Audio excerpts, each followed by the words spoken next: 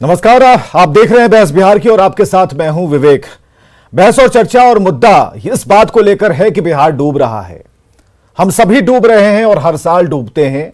अरमान डूब जाते हैं, रोजी रोटी डूब जाती है। बावजूद इसके काम क्यों नहीं होता? क्या कोई स्थायी समाधान है? विषय यही है कि स्थायी समाधान अगर हो जाए तो बिहार भी जिस विकास की पंक्ति में या विकास की सड़क पर तेज रफ्तार के साथ दौड़ने का सपना देखता है वो पूरा हो सकता है। लेकिन इससे पहले कुछ तस्वीरें हम आपको दिखाएंगे कि सुपौल में कोसी का कहर किस तरह जारी है, कैसे जलस्तर कम होने की वजह से तटबंध के जो भीतर बसे गांव हैं वो कटाव से प्रभावित हैं। ये कुछ तस्वीरें हम आपके सामने रख रहे हैं। ये खुखनाहा पंचायत के 25 घर कोसी के कटाव से प्रभावित हुए हैं। लगातार कटाव हो रहा है। कटाव रोधी कार्य भी हो रहा था, अब नहीं हो सकता क्योंकि इतनी तेज धार में आखिर कैसे होगा। अब जब चारे का इंतजाम करना है, कहीं झुग्गी झोपड़ी तो बनानी होगी, आशियाना बनाना होगा, छत बनानी होगी, तो उसके लिए इंतजाम किए जा रहे हैं। सरकार या फिर सरकार के लोग, प्रशासन नजर नहीं आता। हम ये नहीं कहते कि सरकार अब घर घर जाकर व्यवस्थाएं करेगी। सरकार ने अगर प्रावधान किए हैं तो प्रशासन को उसे अमल में लाना चाहिए था। लेकिन दरकती जमीन और एक एक कर बड़ा भूभाग जल में जो समाहित हो रहा है वो कई तरह के सवाल खड़े कर रहा है। आज दिन भर इसी पर चर्चा होती रही और दिन भर क्यों कहें, पूरे महीने से इस पर चर्चा हो रही है। शुरुआती दिनों में व्यवस्थाओं पर कोई सवाल नहीं था क्योंकि हम देख रहे थे कि काम चल रहा है। सवाल अब पनपने शुरू हो गए हैं और ये वो सवाल हैं जो इन जमीन के टुकड़ों का कटाव से संबंधित है। कुछ दिन भर में प्रतिक्रियाएं राजनीतिक दलों की आई हैं, पहले उसे सुनाते हैं और उसके बाद उन्हीं राजनीतिक दलों से बहस भी होगी, चर्चा भी होगी, सरकार से सवाल भी पूछेंगे।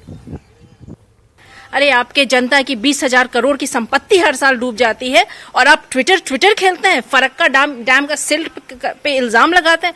अरे आपके पटना में गंगा बहती है, इसका सिल्ट आप क्यों नहीं हटवाते हैं? केंद्र में 6 साल से आपका समर्थन है और आप आई वॉश करने का काम कर रहे हैं ट्विटर के माध्यम से। आई वॉश मत कीजिए, जनता की संपत्ति बह जा रही है, जनता आक्रोशित है। आप जमीन पे उतरिए और बिहार को बाढ़ से बचाइए, जो लोगों की संपत्ति बह रही है उसको बचाइए। सामने गंगा है, नमो गंगा करने से नहीं होता, इसका सिल्ट निकालिए। देखिए, बाढ़ जो है बिहार की आम जनता के लिए आफत है, लेकिन बिहार की भाजपा जदयू सरकार के लिए कमाई का जरिया है। इसलिए आपने देखा होगा कि साल दर साल बाढ़ की विभीषिका बढ़ रही है।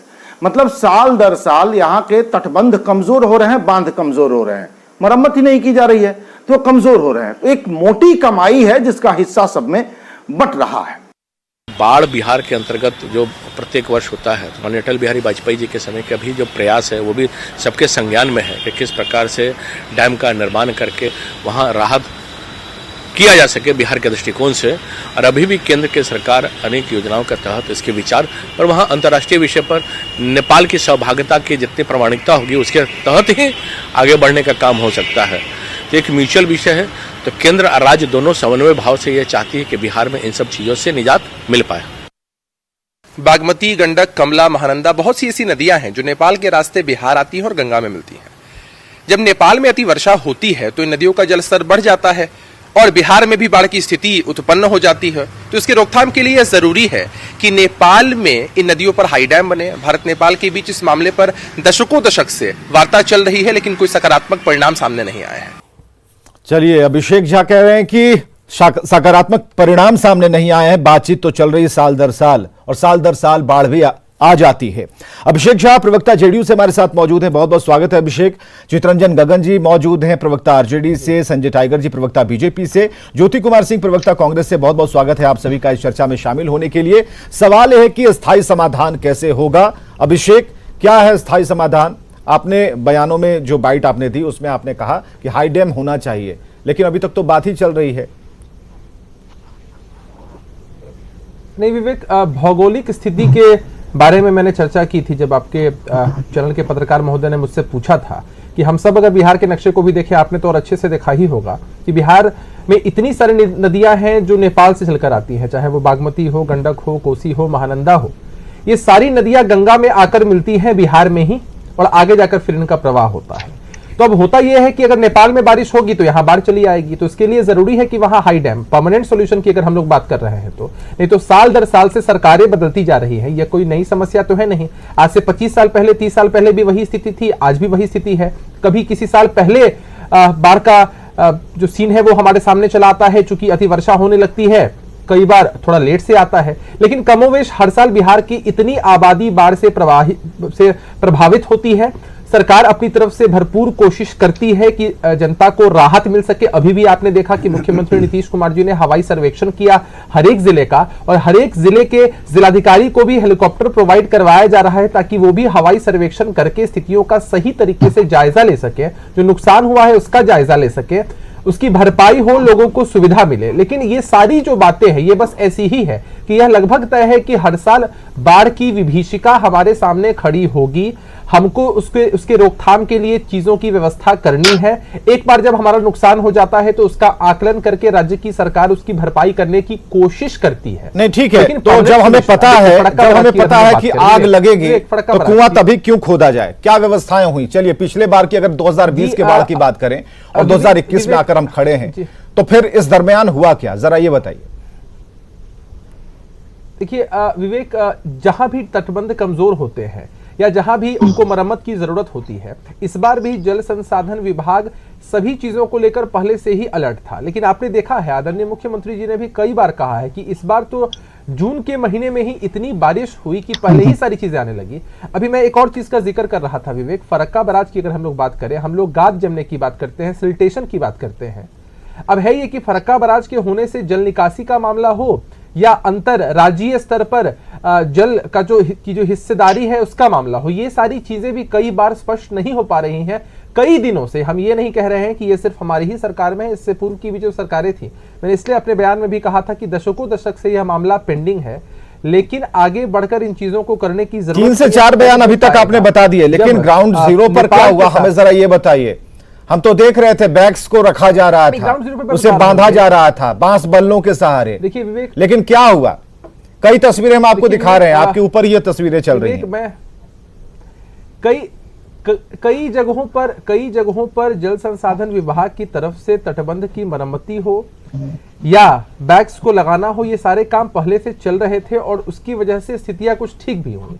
लेकिन बहुत सारी जगहों पर यह कार्य चल ही रहा था, आपने भी तस्वीरें नहीं, कहीं ठीक नहीं है। देखिए तस्वीरें झूठ नहीं बोल रही हैं, ठीक नहीं है। नहीं अभिषेक, ठीक नहीं है, हम आपको बता रहे हैं। एक साथ कई तस्वीरें हम आपको दिखाएंगे, कोसी हो, दरभंगा हो, जहां आप कहेंगे वहां की तस्वीर हम दिखाएंगे। हम जहां आप कहेंगे वहां की तस्वीर हम दिखाएंगे। विवेक देखिए, एक बात मैं आपको बता रहा हूं, अररिया की तस्वीर भी आपको दिखाएंगे, परमान नदियों से कटाव जारी है, यह भी हम आपको दिखाएंगे। इलाके में किस तरह से तबाही मची है, यह भी हम आपको दिखाएंगे। ऐसा तो नहीं कहा जा सकता है ना। संजय टाइगर, ऐसा तो क्या जवाब है इसका? हमें जरा संजय टाइगर ये बताइए, स्थायी समाधान की तरफ अगर हम लोग बढ़ते हैं, क्या क्या होना चाहिए और क्या हो रहा है? देखिए, जो बाढ़ की विभीषिका है, इसके लिए आपको तात्कालिक उपाय भी करने होते हैं और दीर्घकालीन योजनाएं भी बनानी पड़ती है। तात्कालिक उपाय जो हो सकता है, सरकार ने उसका प्रबंधन किया है। मुख्यमंत्री ने हेलीकॉप्टर दौरा किया, जिलाधिकारियों को निर्देश दिया कि तटबंधों पर नजर रहे, तटबंधों के सुदृढ़ीकरण का काम किया गया, कटाव और उद्योग का इंतजाम किया गया और प्रति 1 किलोमीटर पर होमगार्ड की तैनाती हुई, ये भी सुनिश्चित किया गया। और आधुनिक प्रौद्योगिकी का भी हम सहारा ले रहे हैं, जिसके माध्यम से पहले से लटनेस हो जाती है, जिसका लाभ हमको मिलता है, उसका भी हम उपयोग कर रहे हैं। फिर अगर पानी कहीं प्रवेश कर गया तो फिर राहत का, बचाव का क्या उपाय है, सबका रोड मैप तैयार है, ब्लूप्रिंट तैयार है, लेकिन ये तत्कालिक उपाय है। अब जो उत्तर बिहार की भौगोलिक स्थिति है, अभिषेक जी ने भी कहा कि हिमालय का जो पानी है कई नदियों के स्वरूप में नेपाल से होकर के आता है। अब ये एक इंटरनेशनल मामला है। नेपाल सरकार से पूर्ववर्ती सरकारों ने और आज की सरकारों ने हमेशा संवाद किया है। अब सप्तकोशी योजना की बात होगी, याद होगा आपको, 91 से 2004 तक प्रक्रिया चली और बाद में नेपाल असहमत हो गया। तो एक उपाय हो सकता है कि जो नेपाल से पानी आता है उसको डैम के सहारे बांधा जाए, उससे पर बिजली भी बन सकता है जो सस्ती है बिजली बाकी बिजलियों से। और फिर जल का प्रबंधन, क्योंकि जल को आप रोक के नहीं रख सकते। हमने दशकों तक प्रयास किया, बांध कर नदियों को नाथा, पानी को रोकने का प्रयास किया, उसकी विभीषिका को हमने भी झेला है और 5-6 दशकों का अनुभव बताता है कि बांध बांधने का क्या अनुभव रहा है। लेकिन उस बांध को बांधना होगा, फिर पानी को कैसे व्यवस्थित किया जाए उसका भी प्रबंधन करना पड़ेगा। तो नदी से नदी जोड़ना, उसका समाधान हो सकता है। जो जलाशय है, तालाब है, उन पानी को ये तो बहुत बढ़िया संजय जी, आपका सारा कंसेप्ट क्लियर है। तो फिर ये कहां दिक्कतें क्या आ रही हैं? तो बाढ़ और सुखाड़ दोनों से निजात पा सकते हैं हम अगर जल प्रबंधन करें। मैंने कहा उसमें इंटरनेशनल मामला है, बिना नेपाल के सहमति के नेपाल से आने वाले पानी को हम नहीं बांध सकते हैं। एक समस्या है, सरकारों ने प्रयास किया है, ये सवाल हमारी सरकार और उनकी सरकार का नहीं है। और जो राजद के लोग बता रहे थे कि ये बाढ़ के लिए कुछ नहीं कर रहे, मुझे याद है जब लालू जी का शासन था, बाढ़ आया था, लालू जी ने कहा कि मछली मारकर खाइए। तो हम ऐसे मजाक नहीं करते लोगों से। हम सरकार हमारी गंभीर है, हर संभव प्रयास कर रही है, हम तात्कालिक उपाय भी कर रहे हैं, दीर्घकालीन योजना भी बना रहे हैं।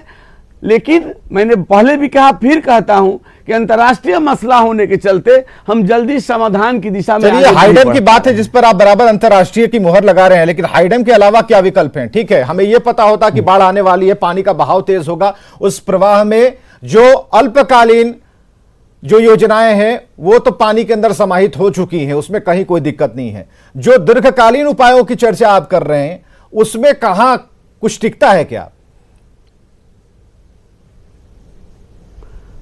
देखिए, जो हमने अनुभवों से सीखा है कि बांध इसका समाधान नहीं है, उसके परिणाम भी सामने आए हैं।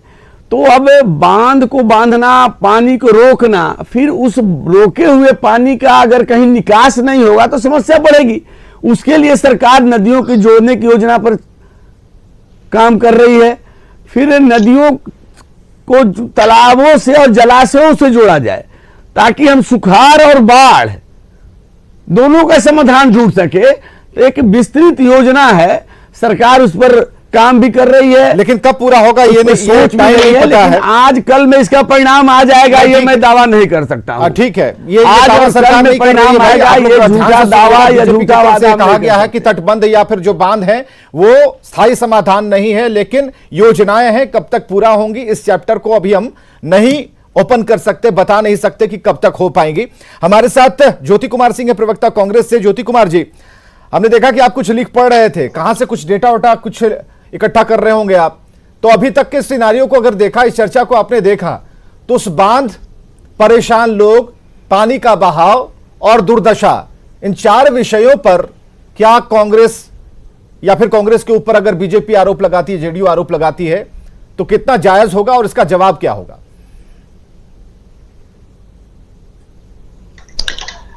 बहुत दुर्भाग्यपूर्ण है। पहले तो मैं आपकी बात का मैं जवाब दूं कि इस सरकार को डिफेंड करने के लिए कोई पढ़ने लिखने की जरूरत नहीं है। आप देखें, ये अपने ही बातों में क्या क्या बातें बोलकर चले गए। जो साहब बोल रहे थे, वो बोल रहे थे कि होमगार्ड की तैनाती कर दी गई। उन्होंने बोला कि रोड मैप से दौरा किए हैं और डीएम लोगों को भी बोला गया है दौरा करने के लिए। उन्होंने बोला कि उस पर अगर पानी बाढ़ आ जाता है तो बिजली बनाने की। अरे साहब, ये बताएं आप कि 15 साल बाढ़ से बिजली की बात मैंने नहीं कही, मैंने बांध बना के पन बिजली की बात कही नेपाल पे। हाँ, जब मैं नहीं, आप मैं सुन रहा हूँ, आप गलत बयानी कर रहे हैं। मैंने क्या कहा कि बाढ़ आएगा तो पन बिजली बनेगी? मैंने कहा कि बात को ध्यान से डैम बनाकर वहां पन बिजली भी तैयार किया जा सकता है। तो आप बोलेंगे, जब आपका समय आएगा तो आप बोलेंगे। आप मेरी बात को सुने, जब मैं आपकी बात को सुना, जब आप ये बात कहते हैं कि आप चीफ मिनिस्टर अभी हेलीकॉप्टर से घूमे, आपकी 15 साल से सरकार है, क्या आप पिछले साल नहीं घूमे थे? आपने 50 साल में क्यों नहीं समस्या का समाधान किया? नहीं, आपने 50 साल में समस्या का समाधान क्यों नहीं किया? नहीं, बाढ़ पहली बार आ रही है क्या? बाढ़ हमारे शासनकाल में आई है। 75 में बाढ़ आया था, पूरा राज्य तबाह हुआ था। किसकी सरकार थी? अब तक बिहार में सबसे बड़ी बाढ़ की विभीषिका 75 में लोगों ने झेला। पटना में बाढ़ आ गया था, राजधानी डूब गई थी, आपकी सरकार थी। ये मैं बार बार कह रहा हूँ कि सरकारों, मैंने तो कांग्रेस को घेरने का प्रयास नहीं किया। आप बच सकते हैं क्या? 50 वर्षों तक देश में और प्रदेश में आपने हुकूमत किया है। 50 वर्षों तक हुकूमत आपने किया। बाढ़ एनडीए की सरकार में आनी शुरू हुई है। क्या बाढ़ 2005 से आ रही है? अभी करेंगे आप ये गैर आपने जिम्मेदार क्यों नहीं किया? आपने हमारे भरोसे छोड़ा, समस्याओं का समाधान किया। आपकी पैदा कोई समस्याओं का समाधान किया। कश्मीर का समाधान हमने किया, राम मंदिर के समाधान हमने किया, और एक दिन में सारे समस्याओं का समाधान होगा। सारे समस्याओं का समाधान हम करेंगे, हल हम ढूंढेंगे। आप मत बोलिए 50 साल तक आपने कोई समस्या नहीं। अगर आपकी बात आपने माना ना कि आपने समस्या पैदा की है, आपने मान लिया ना। 50 साल में चलिए, आपको धन्यवाद। समस्या का समाधान नहीं किया था ना, आ रही है। पहली बार ये समस्या पैदा हुई है। घूम रहे कौन से रोड कांग्रेस को मत बोलिए समस्याओं पर। ठीक है, ज्योति कुमार सिंह जी को बुलाइए जरा। ज्योति कुमार सिंह जी अपनी बात पूरी करिए। जिले प्रभावित, ठीक है, हमारे हैं संजय टाइगर जी। ठीक है ज्योति कुमार सिंह जी, दल राष्ट्रीय जनता दल से कितनी 2 मिनट रुकिए। आप अपनी बात कीजिए, आप अपनी बात आपने कीजिए। समाधान ढूंढ लिया। मैं पार्टी की बात देखिए बात करिए, समाधान क्या हो ये बताइए। 2 साल रोपण मत करिए। ठीक है संजय जी, थोड़ा मौका दीजिएगा तब तो बताएंगे। समाधान है। हाँ ज्योति जी बताइए, समाधान बताइए। हाँ बताएं, समाधान बताएं। आरोप लगाएंगे तो मैं आरोप लगाऊंगा। चलिए ज्योति जी।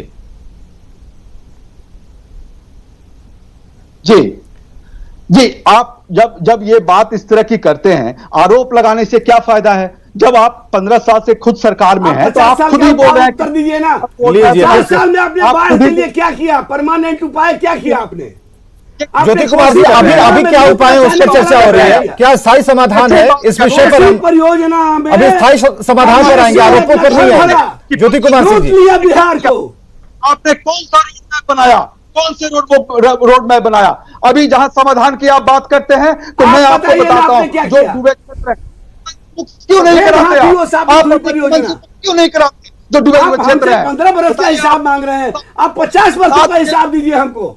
आपके सहयोगी दल के लोग 15 वर्ष, ये 15-50 के चक्कर में भी वर्तमान छूट जाएगा सर। वर्तमान छूट जाएगा ये 15-50 के चक्कर में। जरा सुनिए ज्योति, ठीक है ज्योति जी अपनी बात पूरी कीजिए। कर रहा था, ठीक है संजय टाइगर जी को हम रोक लेंगे। ठीक है थोड़ी देर, नहीं ठीक है थोड़ी देर मना लेंगे। संजय टाइगर जी थोड़ा वक्त दे दीजिए। संजय टाइगर जी थोड़ा वक्त दे दीजिए। ठीक है, क्यों नहीं बचाते आप? डूबे हुए क्षेत्र से क्यों नहीं बचाते आप? चलिए हमारे साथ चितरंजन गगन जी है, प्रवक्ता आरजेडी से। उनकी भी बात सुनना जायज है, लेकिन समाधानों पर चर्चा होनी चाहिए। पहले ही इसे क्लियर कीजिए। चितरंजन गगन जी, कोई आरोप नहीं, क्या जो सरकार काम कर रही है उससे आप संतुष्ट हैं? अगर संतुष्ट नहीं है तो क्या उपाय होने चाहिए सरकार को, आप जरा समझाइए। विवेक जी, आरोप तो जो सरकार रहती है आरोप उस पर लगता ही है। किससे आरोप लगेगा? किससे लोग सवाल करें? अभी सवाल पूछना और आरोप लगाना दो बातें। सुझाव दीजिए सरकार गंभीरता से। विवेक जी, अगर सुझाव समझ में आता है तो ठीक है,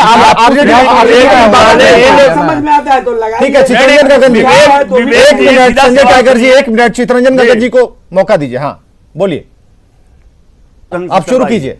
आरोप नहीं, पहली बात यह है कि जिसकी सरकार है आरोप उस पर लगता ही है। चाहे इनकी सरकार हो चाहे हमारी सरकार थी तो हम पर ही आरोप लगाते। स्थानीय स्तर पर सरकार क्या कर रही है, दूसरा अंतर्राष्ट्रीय मामला है, वह भी सही है। ठीक है, एक चीज, आज जो स्थिति है, मैं संजय जी की बात और अभिषेक जी की बात सुन रहा था।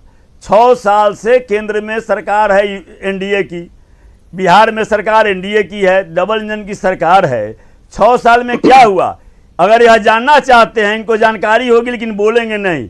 यूपीए की सरकार जब थी दिल्ली में और मनमोहन सिंह जी प्रधानमंत्री थे, काफ़ी हद तक बात जो है सो आगे बढ़ी नेपाल के साथ। और उसके बाद में यहाँ बिहार में नीतीश जी थे। नीतीश जी त्रिपक्षीय जो वार्ता होनी थी, बिहार सरकार उसको टालती गई और वह नहीं हो पाया। और 6 वर्षों में आप पूछिए विवेक इनसे, अभिषेक जी से और संजय जी से कि कई बार बाढ़ को लेकर और नदी का जो आपके साथ स्क्रीन शेयर करते हैं आता है। चितरंजन जी आपके साथ अभिषेक झा को लाते हैं। विवेक जी आप नहीं अभी देखिए, पहले बात सुन लीजिए आप विवेक जी। हाँ, पहले बात सुन लीजिए, आप जो है उलझा नहीं। हाँ सुन लीजिए। तो 6 साल में एक उदाहरण बता दें कभी जो है सो भारत सरकार की वार्ता हुई हो नेपाल सरकार के साथ। स्थिति यह है कि अंतर्राष्ट्रीय स्तर पर ये भी जितने भी पड़ोसी देश हैं, आज उन पड़ोसी देशों के साथ भारत का रिश्ता वह नहीं रहा जो पहले था। अब रहा बिहार की बात। बिहार में सरकार क्या करती है? बात नहीं अभिषेक जी बोलने दीजिए, आप बोल रहे हैं 16 साल से सरकार चला रहे हैं और कर रहे हैं कि आरोप नहीं लगाइए। तो अभी नहीं, बिहार सरकार क्या करती है? बिहार सरकार जो है सुझाव तो देंगे कि लूट नहीं कीजिए, लूटिए नहीं, ईमानदारी से काम कीजिए, मूसा नहीं। इनके राज में चूहा बांध खा जाता है, उद्घाटन के पहले बांध टूट जाती है। क्या बात करेंगे? नहीं, लूट हम रहे हैं। 16 साल से लूट के बिहार को हो गई कि 100 चूहे खाकर बिल्ली चली हज को। नहीं, मतलब इस पार्टी ने आज तक बिहार को लूटा ही है। नहीं, आपके ही है वो लोग, पहली बार हम लोगों को नसीहत देते हैं। इतने अरे भाई, आपकी सरकार है, क्या सरकार में नहीं आती थी? आपने परमानेंट सोल्यूशन ढूंढ लिया क्या? कांग्रेस पार्टी यूपीए इतने वर्षों तक जानते हैं कि यह मामला अंतरराष्ट्रीय है, उसके बाद भी आपको सुझाव देना चाहिए। तो ठीक है, ये विकल्प ढूंढ रहे हैं, अभिषेक इसका विकल्प बता दीजिए, कब तक बात पूरी होगी? आप लोगों ने साजिश करके भिजवाया। एक मिनट, एक साथ कई सवाल उठ रहे हैं। सरकार है तो सरकार से तो सवाल किससे सरकार पूछेगी? विपक्ष से सरकार थोड़ी पूछेंगे, लेकिन सवाल थोड़ी पूछेंगे। लेकिन अभिषेक, हमें जरा समाधान की जहां तक बात है, बिल्कुल इनका पॉइंट दर पॉइंट क्लियर कीजिए। किसी की आवाज नहीं आ रही है, किसी की भी आवाज नहीं आ रही है। इतनी बहस में किसी की आवाज कौन क्या बोल रहा है पता नहीं चल रहा है। ठीक है, हम अभिषेक झा से बात कर रहे हैं। अभिषेक जी, आपसे आग्रह है मेरा, विनम्र आग्रह। ये गंगा परियोजना जो शुरू हुआ ये अब समाज कि 6 साल में कितना काम हुआ उसमें, अच्छा, बता और दो कितना पैसा खर्च हुआ, वो पैसा कहाँ गया, किसके पॉकेट में वहां पैसा गया? देखिए, आपके जमाने में होता था कि पॉकेट में आपके जमाने में वो पैसा कहाँ गया? मैं पूछना चाहता हूं, हमारे जमाने में अगर कोई पैसा रखेगा उस पर हमने हमेशा कार्रवाई की है। आपके जमाने में सकता है, अरे आपके पैसा पहुंच जाता था, तभी तो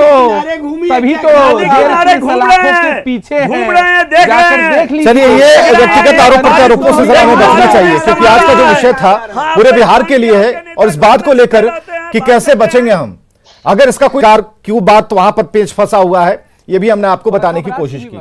लेकिन इसके अलावा क्या विकल्प हो सकते हैं? क्योंकि हमें जब पता है कि आंधी आएगी, इसी रास्ते से आएगी, जब हमें सब कुछ पता है तो व्यवस्थाएं उतनी ही मजबूत होनी चाहिए। और ये बैग्स भर के किनारों पर डालने से नहीं होगा, नदी बहा ले जाएगी, क्योंकि पानी का जो प्रेशर है हर जिलों से जिलेवार तरीके से हम आपको तस्वीरें दिखा रहे हैं। सरकार काम कर रही है, हम ये नहीं कह रहे कि नहीं कर रही, सरकार काम कर रही है, लेकिन सरकार से जो सवाल है उसके सही उत्तर सरकार को, जो नीतियां बन रही हैं उन नीतियों में ट्रांसपेरेंसी बिल्कुल साफ होनी चाहिए कि हम कर क्या रहे हैं। सिर्फ कैमरों की नजर से नहीं, बल्कि लोगों तक भी इस बात का संदेश जाना चाहिए, उन इलाके के लोगों को जो उस एरिया में रहते हैं, हर साल पीड़ित होते हैं, बाढ़ पीड़ित कहलाते हैं और आशियाना हर बार टूटता है। कभी ईंटों को निकालते हैं अपने घर से, कभी छज्जों को तोड़ते हैं। सतर्क रहने की जरूरत है और समझदारी से काम लेने की जरूरत है। सरकार ने गाइडलाइंस जारी की है, उसका पालन कीजिए। और जितने भी प्रवक्ता हमारे साथ इस वक्त जुड़े हुए थे, ये चर्चा और भी चलनी चाहिए थे, हमें भी ऐसा महसूस हुआ, लेकिन यहीं पर इसे विराम देना होगा। बहुत बहुत शुक्रिया हमारे साथ आने के लिए, और खबरें लगातार जारी हैं।